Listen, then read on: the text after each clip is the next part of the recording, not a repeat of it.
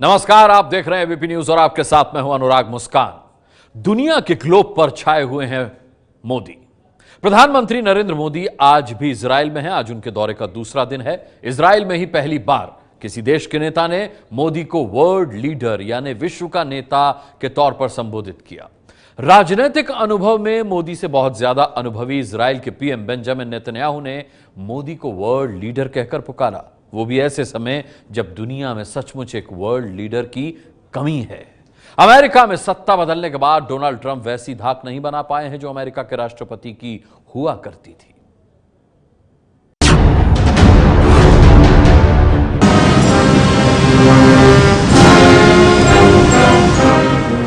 Israel के तेल अवीव के एयरपोर्ट पर जब पीएम मोदी को लेकर एयर इंडिया का ये विमान लैंडिंग कर रहा था, तब इजराइल के प्रधानमंत्री बेंजामिन नेतन्याहू बाहें फैलाकर पीएम मोदी का स्वागत करने के लिए बेकरार थे।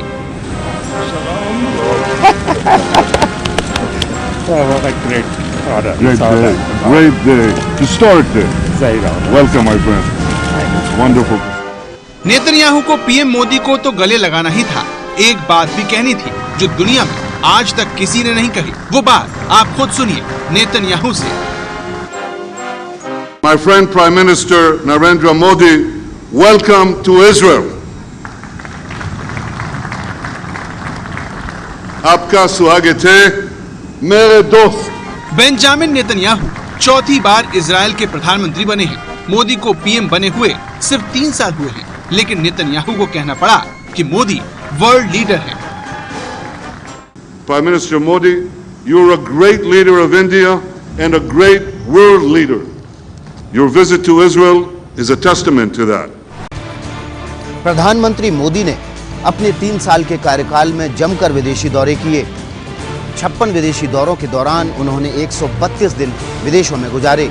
इसके लिए उनके विरोधी उन पर हमला बोलते हैं, उनकी आलोचना करते हैं। लेकिन मोदी को वर्ल्ड लीडर की उपाधि उनके विदेशी दौरों की वजह से नहीं, बल्कि सचमुच में वर्ल्ड लीडर की भूमिका निभाने की वजह से मिली है। Thank you. अमेरिका में सत्ता बदलने के बाद पीएम मोदी ने 3 साल में खूब विदेश दौरे किए हैं। 56 विदेशी दौरों में मोदी करीब 132 दिन विदेश में गुजार चुके हैं। उनके विरोधी इसके लिए उन पर हमला बोलते हैं, आलोचना करते हैं। लेकिन मोदी को वर्ल्ड लीडर की उपाधि विदेशी दौरे की गिनती बढ़ाने के लिए नहीं, बल्कि सचमुच वर्ल्ड लीडर की भूमिका निभाने के लिए मिली है। अमेरिका में सत्ता बदलने के बाद दुनिया की कूटनीति में बड़ा बदलाव हुआ है। डोनाल्ड ट्रंप अमेरिका के राष्ट्रपति तो बन गए, लेकिन विरोध के कारण अमेरिका में ही फंसे हुए हैं। ऊपर से उनकी अमेरिकी फर्स्ट की नीति। नतीजा ये हुआ कि ट्रंप ऐसे नेता की छवि बना नहीं पाए हैं जो दुनिया के प्रिंसिपल बन पाए। ओबामा के बाद वर्ल्ड लीडर की जगह ले नहीं पाए। उल्टे ट्रंप को पीएम मोदी को वर्ल्ड लीडर बताना पड़ गया। ट्रंप कहते हैं कि वो ट्विटर के जमाने के मॉडर्न प्रेसिडेंट हैं, ट्विटर से शासन कर सकते हैं। लेकिन सोशल मीडिया पर ट्रंप को पीएम मोदी से तगड़ी चुनौती मिल रही है। ट्विटर पर ट्रंप के 3 करोड़ 28 लाख फॉलोअर हैं, जबकि मोदी के फॉलोअर हैं 3 करोड़ 10 लाख। फेसबुक पर मोदी 4 करोड़ 18 लाख फॉलोअरों के साथ ट्रंप से आगे निकल चुके हैं, जहां ट्रंप के कुल फॉलोअर 2 करोड़ 36 लाख हैं। वर्ल्ड लीडर सोशल मीडिया नहीं बनाती। वर्ल्ड लीडर तब बनता है जब उसकी एक आवाज पर, उसकी एक अपील पर पूरी दुनिया उसके साथ आ जाए। आज दुनिया मोदी को सुनती है, वो करती है जो मोदी कहते हैं। आपको याद होगा 27 सितंबर 2014 का संयुक्त राष्ट्र में दिया गया प्रधानमंत्री मोदी का वो भाषण, जिसमें उन्होंने दुनिया को योग का रास्ता दिखाया। आइए हम एक अंतर्राष्ट्रीय योग दिवस को आरंभ करने की दिशा में कार्य करें। योग मन व शरीर, विचार व कर्म, संयम व उपलब्धि की एकात्मता का तथा मानव व प्रकृति के बीच सामंजस्य का मूर्त रूप है। योगा करने के लिए पधार रहे हैं। योग भारतीय परंपरा है, लेकिन मोदी ने संयुक्त राष्ट्र के मंच से योग की आवाज बुलंद की तो दुनिया की सबसे बड़ी संस्था संयुक्त राष्ट्र ने 21 जून का दिन विश्व योग दिवस तय कर दिया। आंखें बंद कीजिए, पूर्व स्थिति में वापस आइए। इनहेल, कम अप और विश्राम कीजिए, हाथ नीचे कीजिए। Exhale, bring your arms down. अब हम योगासनों का अभ्यास करेंगे। Now we move on to yoga asana practice. 3 साल से करीब 200 देश योगासन मोदी की दिखाई राह पर योग कर रहे हैं। जुड़े और आसन में बने रहे। Exhale and try to maintain the posture. यह आसन Exhale and slowly come back. 4,500 kilometre दूर इजराइल भी मोदी के योग से अछूता नहीं रहा। पिछले साल सिर्फ तेल अवीव शहर में 2000 लोगों ने भारत की परंपरा के मुताबिक योग किया। इजराइल के पीएम नेतन्याहू भी योग करने के लिए तैयार है और देखिए नेतन्याहू ने कैसे योग को कूटनीति और लोकतंत्र से जोड़ दिया। I have to confess to you that I've been inspired by Prime Minister Modi's enthusiasm for yoga to begin. He said to me, you can start at a low level, choose your level. So I'm starting at a low level, and here's what we're going to do. When I do a relaxing Talasana pose, and in the morning, I'll turn my head to the right. India is the first democracy that I'll see.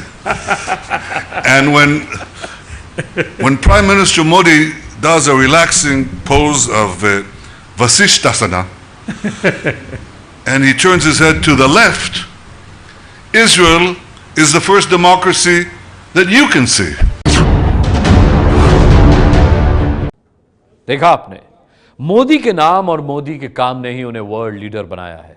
Modi ने diplomacy के पुराने तरीकों को भी बदलकर दुनिया का ध्यान अपनी ओर खींचा। एसी कमरे में होने वाली डिप्लोमेसी को मोदी मेट्रो, मंदिर, लॉन की खुली हवा में ले गए।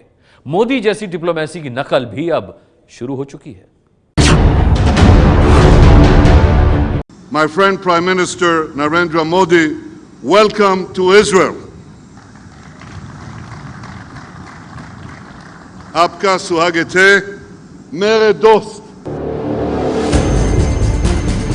इजराइल के पीएम बेंजामिन नेतन्याहू के बारे में एक बात मशहूर है, इजराइल में चाहे कितना बड़ा नेता भी क्यों ना आया हो, नेतन्याहू उससे एक से ज्यादा बार मिलते नहीं हैं। लेकिन मोदी के इजराइल दौरे ने नेतन्याहू के उसूल बदल दिए हैं। इजराइल में मोदी के अराइवल से लेकर डिपार्चर तक हर जगह नेतन्याहू मोदी के साथ दिखने वाले हैं।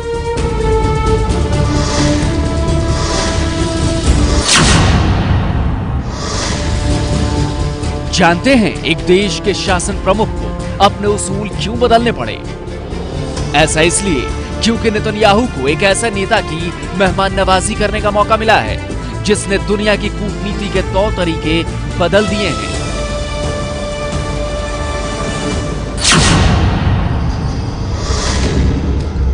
मोदी ने अपनी कूटनीति को दिल्ली के हैदराबाद हाउस के कॉन्फ्रेंस हॉल और पीएम के सरकारी घर के कमरे से बाहर निकाला।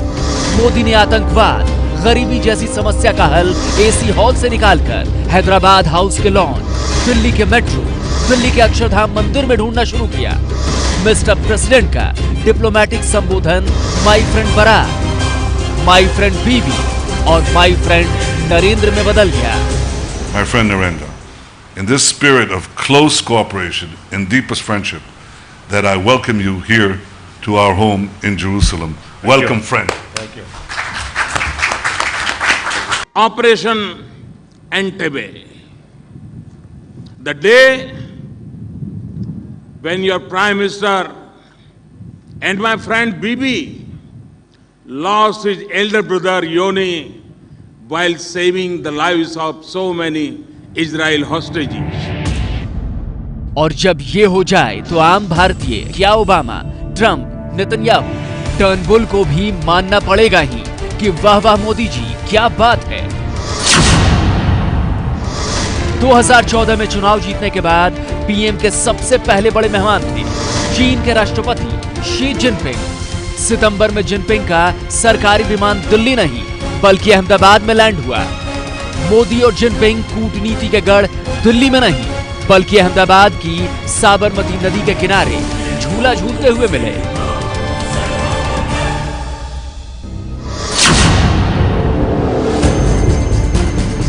पच्चीस जनवरी 2015 को दुनिया हैरान हो गई थी टीवी पर इस नजारे को देखकर। दुनिया के सबसे बड़े देश के राष्ट्रपति बराक ओबामा के साथ नरेंद्र मोदी हैदराबाद हाउस की लॉन में चाय पर चर्चा कर रहे थे। नरेंद्र मोदी खुद चाय बनाकर बराक ओबामा को पेश कर रहे थे। दुनिया की समस्याओं की चर्चा लॉन में टहलते हुए हो रही थी। टीवी पर दिखने के लिए यह बस एक बार की बात नहीं थी। मोदी ने सिलसिला बनाए रखा। इसी साल अप्रैल की बात है, ऑस्ट्रेलिया के पीएम मैल्कम टर्नबुल भारत दौरे पर आए थे। मोदी ने टर्नबुल को मेट्रो में बिठा लिया। अंदर मोदी और टर्नबुल थे और बाहर जनता मोदी मोदी कर रही थी। टर्नबुल से रहा नहीं गया मोदी के साथ सेल्फी लिए बिना। बात मेट्रो तक नहीं रही।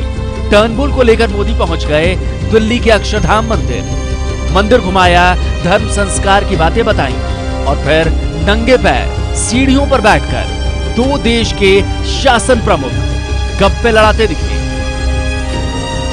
मोदी ब्रांड कूटनीति ने दुनिया के नेताओं को भी मोहना शुरू कर दिया है।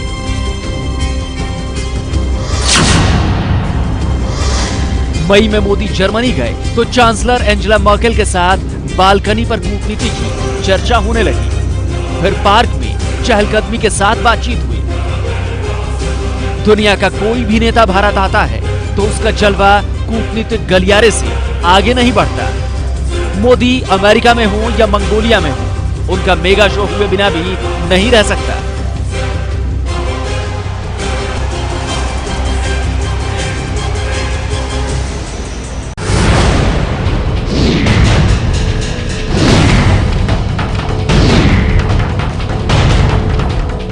मोदी की वर्ल्ड लीडर की छवि बनने के पीछे उनका करिश्मा, व्यक्तित्व, देश में मिला प्रचंड बहुमत तो बड़ा कारण है ही।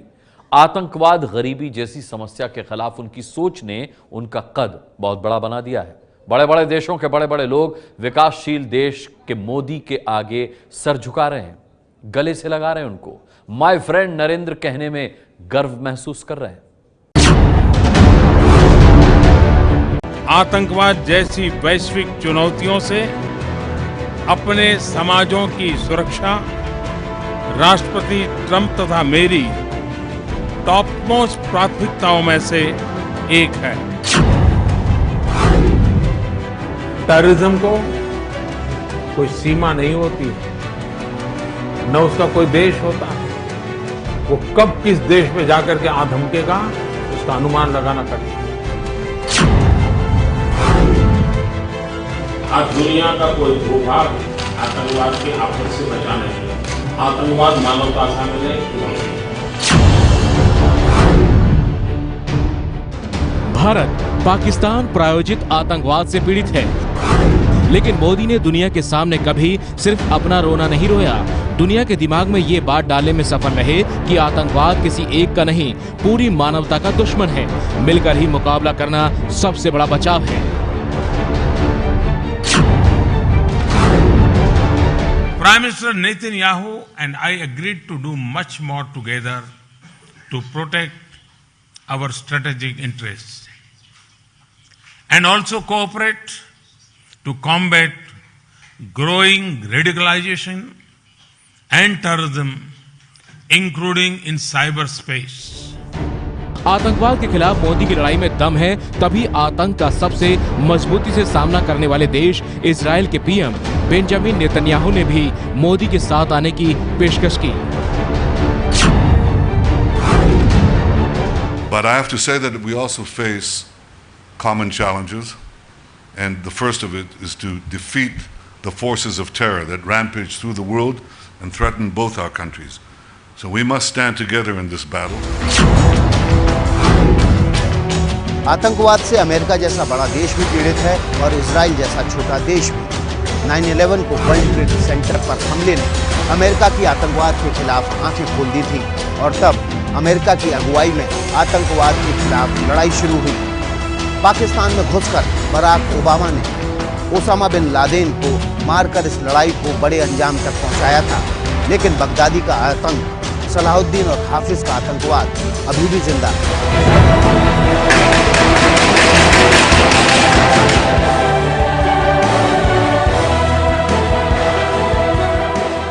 जैसे आतंकवाद की चपेट में हर देश है, वैसे ही गरीबी भी दुनिया की तरक्की पर काले टीके की तरह है। मोदी ने आतंकवाद के खिलाफ लड़ाई को गरीबी से भी जोड़ा। पाकिस्तान को चुनौती दी कि मुकाबला करना है तो गरीबी खत्म करने का मुकाबला करो। पाकिस्तान की अवाम, मैं आपको कहना चाहता हूं, हिंदुस्तान आपसे लड़ाई लड़ने को तैयार है। आओ आओ, हिम्मत हो, आओ हिम्मत हो तो लड़ाई उस बात की लड़े। आइए हम गरीबी को खत्म करने का काम करें, आप अपने देश में गरीबी को खत्म करने का काम करें, हम दोनों लड़ाई लड़े। देखते हैं सबसे पहले अपने देश की गरीबी कौन खत्म करता है। आओ, पाकिस्तान की आवाम इसको पसंद करेगी।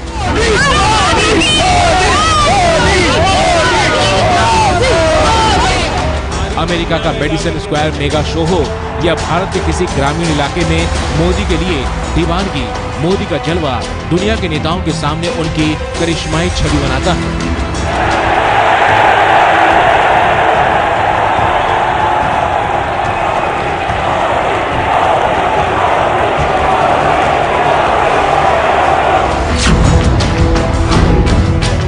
उत्तर प्रदेश के विधानसभा चुनाव में बीजेपी की बम्पर जीत पर अगर अमेरिकी राष्ट्रपति डोनाल्ड ट्रंप फोन कर मोदी को बधाई दें तो समझ लीजिए कोई नहीं है मोदी की टक्कर में। 2014 के लोकसभा चुनाव में मोदी की छप्पर फाड़ जीत ने भी ट्रंप को मोदी के फार्मूले पर चुनाव लड़ने पर मजबूर कर दिया था।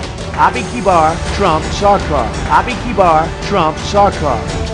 दुनिया का सबसे बड़ा देश अमेरिका दांतों तले उंगली दबा लेता है जब वो भारत की आर्थिक तरक्की की कहानी सुनता है।